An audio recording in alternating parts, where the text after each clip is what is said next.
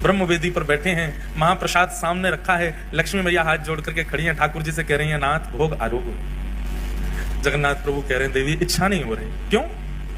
आप तो जगन्नाथ हो, आप तो प्रसाद देखते ही महाराज हाथ लंबे कर लेते हो, दूर दूर से पानी लग जाते हो, और आज आपको इच्छा नहीं हो रही, क्या बात है?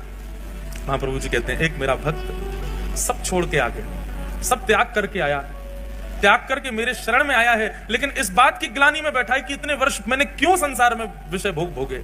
और वो भूखा प्यासा 3 दिन से पुरी में समुद्र के तट पर बैठा है। मुझे उसकी याद आ रही है, मुझे भूख नहीं लग रही है, तुम कुछ करो, उसके पास प्रसाद भिजवाओ, वो पाएगा तब मैं प्रसन्न होऊंगा।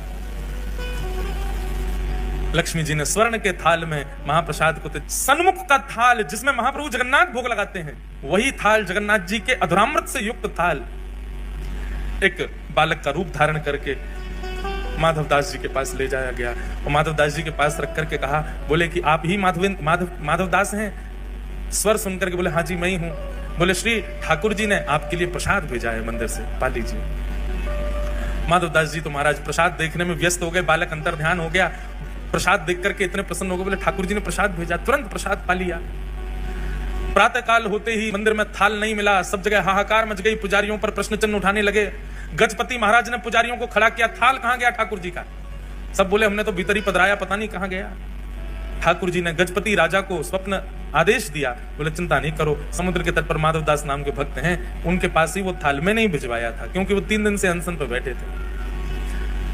ये खबर सुनते ही सब पुजारियों सहित गजपति राजा गए और समुद्र तट पर देखा माधवदास जी बैठे प्रसन्न मुद्रा में, स्वर्ण का थाल रखा है, प्रसाद पा चुके। सबने जाके दंडवत किया और कहा, महाराज आप दर्शन के लिए चले। समस्त पुजारी और गजपति राजा माधवदास जी को लेकर के मंदिर में जैसे ही गए, मंदिर में माधवदास जी के प्रवेश करते ही ब्रह्म वेदी पर बैठे श्री जगन्नाथ झूमने लगे, ऐसे आनंदित होने लगे माधवदास को देखकर। ठाकुर जी झूमने लगे माधवदास को, और जैसे ही झूमने लगे सब पंडा पुजारी जय जयकार करने लगे, हरि हरि बोलो, हरि हरि बोलो। महाप्रभु प्रसन्न हो गए माधवदास को देख करके। माधवदास जी ने प्रथम दर्शन किया श्री जगन्नाथ जी का।